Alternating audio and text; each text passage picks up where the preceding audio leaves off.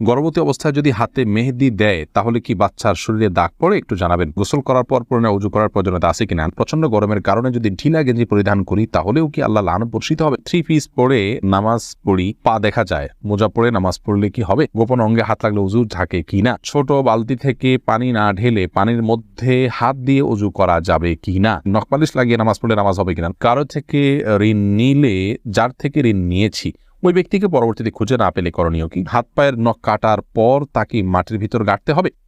হাসিবুল হোসেন জানতে চেয়েছেন গোসল করার পর পুনরায় ওযু করার প্রয়োজনীয়তা আছে কিনা? না, গোসল যদি সুন্নাহসম্মত করে থাকেন আলাদা ওযু করার কোনো প্রয়োজন নাই। 2 হাত কবজি ধুয়ে কুলি করে নাকে পানি দিয়ে মুখ ধুয়ে হাত ধুয়ে মাথা মাসে করে তারপরে গোসল শেষ করে আসলে পা ধুয়ে চলে আসবেন। এভাবে গোসল করলে আপনার আলাদা করে আর গোসল করার কোনো প্রয়োজন নেই। ওযুতে আপনার গোসলের শুরুতে ওযুর নিয়ত হয়ে যাচ্ছে। এস আলম আপনি আইডি থেকে জানতে চেয়েছেন গোপন অঙ্গে হাত লাগলে ওযু ঝাঁকে কিনা? আমাদের দেশের উলামা ইকরামের মতে বাহানাই মতো উলামা ইকরামের মতে গোপন অঙ্গে হাত লাগলে ওযু ভাঙবে না। তবে আরবিয়ান স্কলাররা সৌদি আরবের উলামা ইকরাম তাদের মতে গোপন অঙ্গে হাত লাগলে ওযু ভেঙে যাবে, যেহেতু আপনার একটা হাদিস রয়েছে যে মান মাসসা যাকারাহু ফালইয়াতাওয়াদ্দা। এজন্য তারা হাত লাগলে বলতে কাপড়ের উপর দিয়ে নয়, সরাসরি যদি কেউ গোপন অঙ্গে স্পর্শ করে তারা ওটাকে ওযু ভঙ্গের কারণ হিসাবে উল্লেখ করেন। অতএব সেই জায়গা থেকে এটা ওযু ভঙ্গের কারণ তাদের মতে, আমাদের উলামা ইকরামের মতে এটি ওযু ভঙ্গের কারণ না। এমনি আমজাদ হোসেন জানতে চেয়েছেন হাত পায়ের নখ কাটার পর তাকে মাটির ভিতর গাড়তে হবে? যেহেতু এটা মানুষের শরীরের অংশ, ময়লা আবর্জনা ফেলার জায়গায় না ফেলে এটাকে কোনো মাটিতে দাফন করলে সেটা উত্তম, ভালো কাজ। কিন্তু এটি ফরজ ওয়াজিবের মতো কোনো কাজ নয় যেটা না করলে গুনাহ হবে। উচিত, করতে পারলে ভালো হয়। ফারজানা রহমান শারমিন জানতে চেয়েছেন প্রচন্ড গরমের কারণে যদি ঢিলা গেঞ্জি পরিধান করি তাহলেও কি আল্লাহ লানত বর্ষিত হবে? বোন ফারজানা, যদি বাসা বাড়িতে আপনি পড়েন তাহলে তো আল্লাহ লানত বর্ষিত হওয়ার কোনো প্রশ্নই ওঠে না। যদি গায়ে আমার সামনে এসে পড়ে না যান, আপনি বাসায় পড়ার পর উপর দিয়ে পাতলা ওড়না পরে নেন যাতে আপনার সৌন্দর্য প্রকাশিত না হয় গায়ে ভাড়ামদের সাথে। এরকম যদি চলেন তাহলে কোনো অসুবিধা নেই বাসা বাড়িতে। আর বাসা বাড়ির বাইরে যদি আপনি যান তাহলে সেক্ষেত্রে বোরকার নিচে যদি আপনি এ ধরনের পোশাক পরেন কোনো অসুবিধা নেই ইনশাআল্লাহ বিদিনিল্লাহ। অর্থাৎ আপনার পর্দা বাইরে যখন যাবেন পর্দা মেনটেন করতে হবে। গরম এর কষ্ট যত বেশি জাহান্নামের গরমের কষ্ট তার চাইতে অনেক বেশি। অতএব পর্দা লঙ্ঘন যেন না হয়, পরপুরুষের সামনে যাতে আপনার পর্দা লঙ্ঘিত না হয় সে বিষয়টা আপনি খেয়াল করবেন।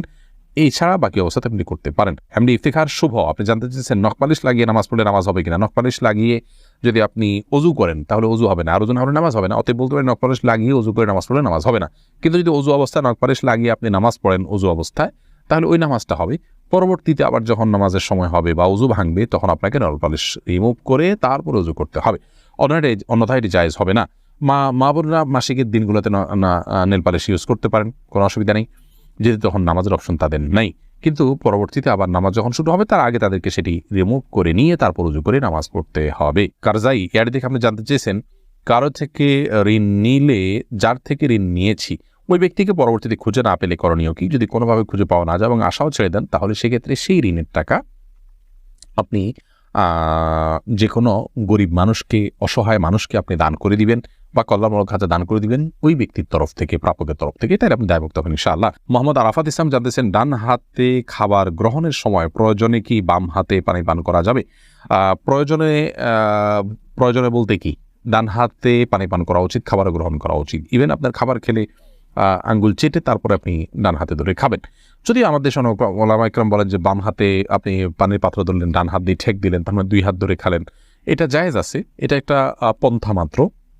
কিন্তু সবচেয়ে উত্তম হয় সরাসরি ডান হাতে খাওয়া। সেক্ষেত্রে খাবার লেগে যাওয়ার যে ভয় থাকে গ্লাস ইত্যাদিতে, সেটা থেকে বাঁচার জন্য আপনি পরিষ্কার করে নেবেন, আলতো করে ধরবেন।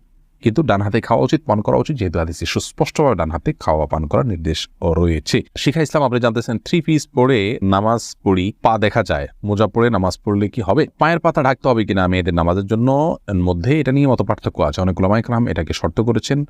আমি ব্যক্তিগতভাবে এই মতটা চাইতে যারা বলেন যে পায়ের পাতা পাতা বলতে পায়ের পাতার তলের অংশ এটা ঢাকার শর্ত দিয়ে থাকেন, তাদের মতটাকে আমি সমর্থন করি না।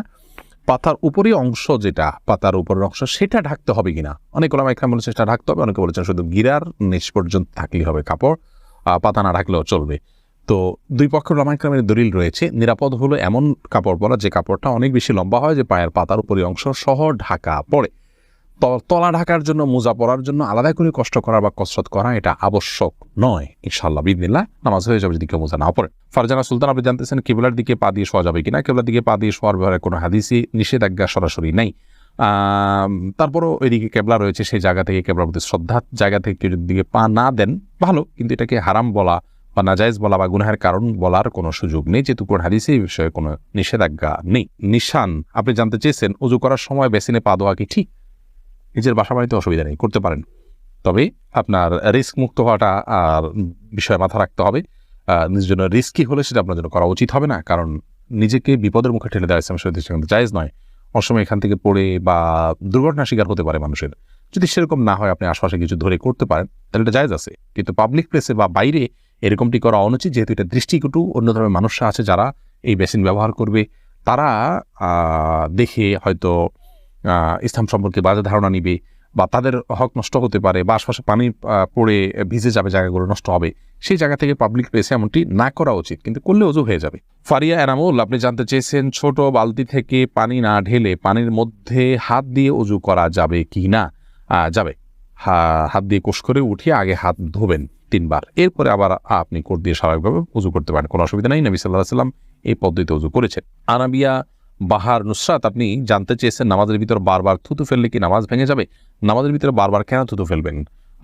যদি এটা বারবার করতে থাকেন, এটা আপনি নামাজে আসেন কি নাই এরকম সন্দেহ, একজন বাহিরের দর্শক আপনার দিকে তাকিয়ে এরকম সন্দেহ যে তার ভিতরে উদ্রেক হওয়ার মতো আপনি এত বেশি বারবার থুতু ফেলেন, তাহলে তো নামাজ হবে না। আর যদি এরকম না হয়, তাহলে এটা নামাজের হয়তো আপনি মাঝে মধ্যে ফেললেন, কিন্তু নামাজের যে ভঙ্গিমা আছে সেটার মধ্যেই থেকে ফেললেন, তাহলে আপনার নামাজ হয়ে যাবে, কিন্তু তাতেও নামাজের অঙ্গহানি হবে, মান নষ্ট হবে।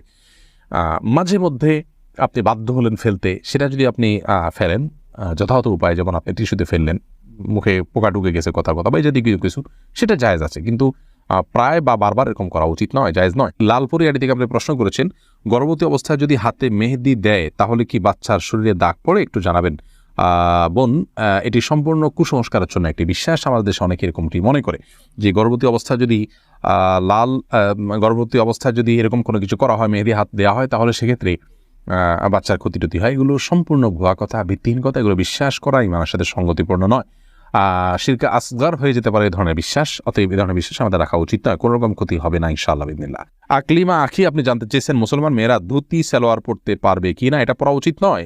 ধুতি যেহেতু হিন্দুদের একটা ধর্মীয় পোশাক বলা যেতে পারে, হিন্দুদের একটা কালচার, সেই কালচারের অনুকরণ মুসলমানদের জন্য করা জায়েজ নাই। মুসলমানের জন্য অন্য আপনার মুশরিকদের বা আল্লাহর প্রতি যারা বিশ্বাস রাখেন না, সেই সমস্ত মানুষদের সংস্কৃতির অনুসরণ করা জায়েজ নয়।